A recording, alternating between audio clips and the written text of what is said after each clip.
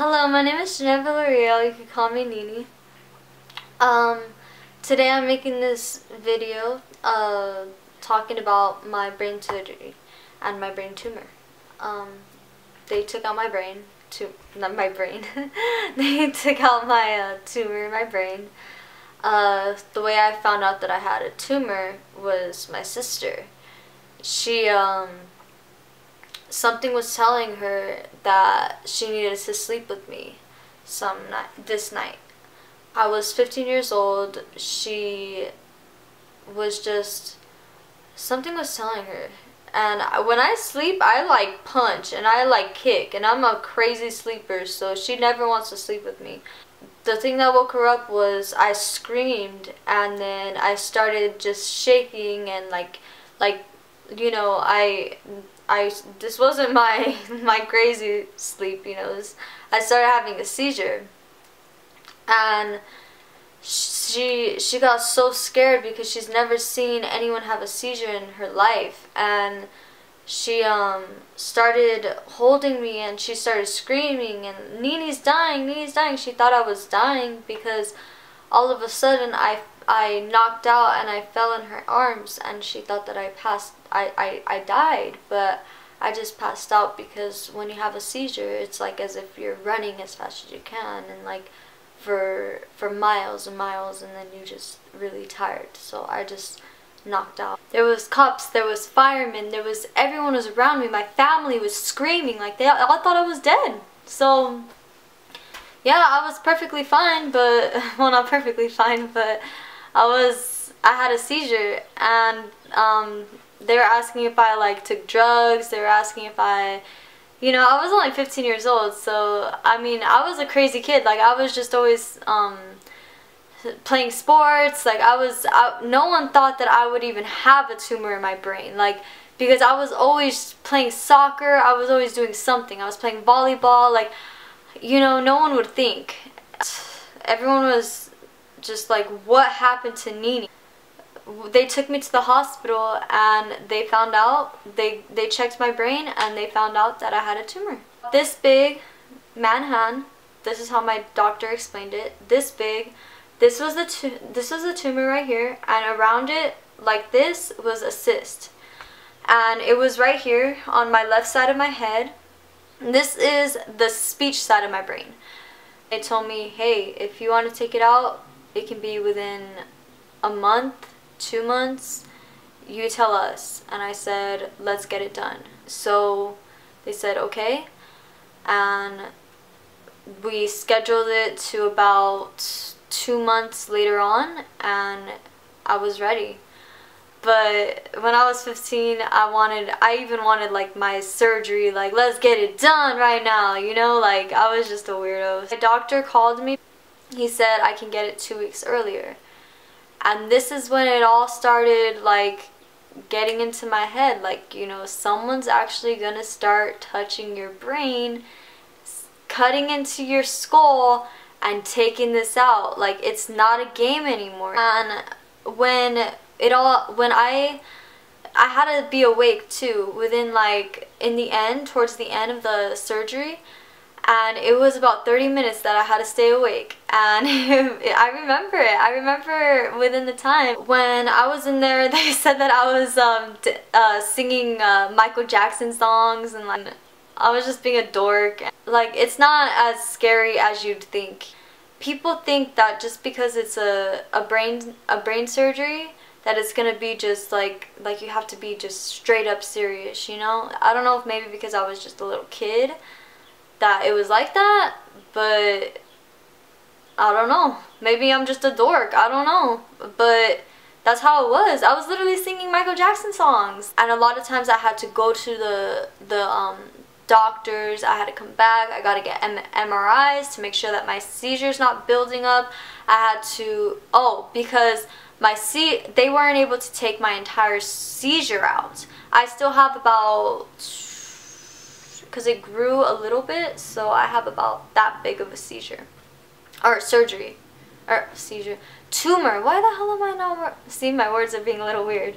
So, but I have about that big of a tumor.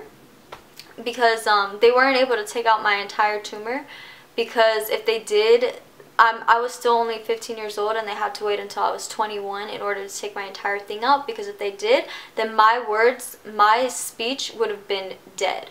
I wouldn't be able to talk. So they said, let's wait, because it was a benign tumor. So I was so lucky. It wasn't cancerous. I thank the Lord. I was so thankful. They said, let's wait till you're 21 because your brain is going to be completely developed, so you'll be fine. And I'm like, okay. So I'm 21 now. So I was going back and forth, back and forth, back and forth to the doctors, back and forth to school. And it was just insane. Like, it was to the point where, like, it's like I can't even go to normal school, because if I do, I'm never even going to graduate. Literally, my counselor told me I wasn't going to graduate. And that's when my eyes just, my crying was not controllable. I just was crying my life away, because I really believed that I wasn't going to graduate, because I was a year and a half behind in everything. That man told me I couldn't. The counselor. He told me I couldn't, and that pushed me so freaking hard, because everyone my mom was telling me, she's like, Mija, why are you gonna let that get into your head? You're a freaking strong woman. You've gone through freaking brain surgery. You've gone through freaking seizures constantly. You're going through freaking your brain hurting constantly. I'm gonna show you my thingy. Hold on. And it's kind of cool, because it actually, like, it like has screws in it and stuff. Like, if you want to feel it, like, it's kind of cool. But look at, watch. Like, I have I don't know if you could see it. Hold on. Yeah, it's right there, from here to here. All that. It's kind of cool. I've gone through a lot, and I'm still here. I'm talking, you know? There's so many people out there that have gone through so much worse, and I give you so much props. You guys are amazing. You guys are, I'm literally looking at those people, like Coco, Puya's girlfriend. She's going through so much stuff, and she is still hot. She's still perfect. She's still freaking a baddie. She is so amazing. And I'm just like, I need to be like her. I wanna be there for whoever is going through things that just, they feel like they're by themselves, because you're not, baby. I promise you. I'm there for you 100%. Put some messages down there. I'll freaking comment back. I want to be there for whoever thinks that they're by themselves, because I felt like that for the longest time, and it's not like that. I promise you. I'm gonna get my brain surgery within, like, the next, like, hopefully 3 months, and maybe even sooner. I'm just saying that because I haven't put the date yet. But they called me and they said that I can get it. Like, they said, just call back on this number and you can schedule the date. And I'm like, oh crap, like, oh, that's scary, but hopefully I have the balls to do it. But I'm gonna get it, because when I get this off, bye seizures. This one seizure that I have, I blank out, and I don't know what I'm doing. I can be running around or running away. That was a reason why I had to stop my job, is because I was working in the front and I would run to the back, or I would run to the front, and, like, it was crazy. And they didn't know what was up with me anymore, and I had to stop that. I had no job, and I have no license, because I actually had a seizure while I was driving. And luckily I was with my boyfriend at the time, and I was driving, and I ran over a big mailbox, the ones with, like, 4 in 1 or whatever, and I drove over it, and luckily he picked my leg up and put it on park. And who knows, imagine if I was by myself. Like, I could have freaking ran over a person. I could have ran into a house. I could have done who knows what, you know.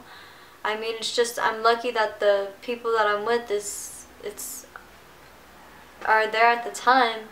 I threw soup at my dad. Like, I have so many stories on what I've done, and it's just crazy. I don't want to stress out the people that I love with my seizures anymore. My dad is constantly stressed out with my seizures. He told his girlfriend, and she told me, that imagine your daughter every single night going to sleep, and you're thinking that she has a chance of not waking up if she has a seizure. And my dad, I used to get frustrated with him because every single day he's calling me, hey baby, did you eat? Did you eat? What are you doing? What are you doing? If I'm with my friends, hey, you good? You good? You good? I'm like, I'm getting all frustrated. I'm like, Dad, I'm not a baby. Can you please stop? But then his girlfriend told me that, and I'm like, wow. My dad is just caring. My dad is just... I'm sorry. It's just... when it comes to the people that I love, that's when it really hits me. I don't want to be a struggle with the people that I love anymore. My dad especially, he's always been my best friend. I want to get this surgery because I wanted to show that I care. I want to show that I can do it. I want to show that I'm strong enough to be someone that can stop this. I know that I can. I know I can. I didn't believe in myself before because I was so down in dealing with these things for so long. I'm 21 years old. It happened when I was 15. I understand there's people out there that deal with so much more, and I give you so much props. You guys are amazing. But I'm talking about what I'm dealing with right now, myself. Maybe I'm just not strong enough, but it's just my pops and my mama and my sisters and my family. They've always been there for me, and my friends, like, I want to show that I can do it, and it's for them. It's not even for myself, it's for them. I don't want to be a burden. This is for you guys. I want to show that this no longer is gonna happen. These seizures are terrifying. I could have died in that car crash. Who knows what would have happened if I was by myself. I can do anything because I'm blacked out. I don't know what I'm doing at all. I could be banging my head on the wall. Who knows? And that's why my dad's so terrified, because I'm always by myself at the house, and he's a dad that just loves his daughter, and that's why he treats me like a baby, because he just wants me to just be in his arms all the time so that I'm not hurting myself. I'm gonna do this. I'll make videos of it until this happens. Updates, everything. I need to get this. This needs to happen. So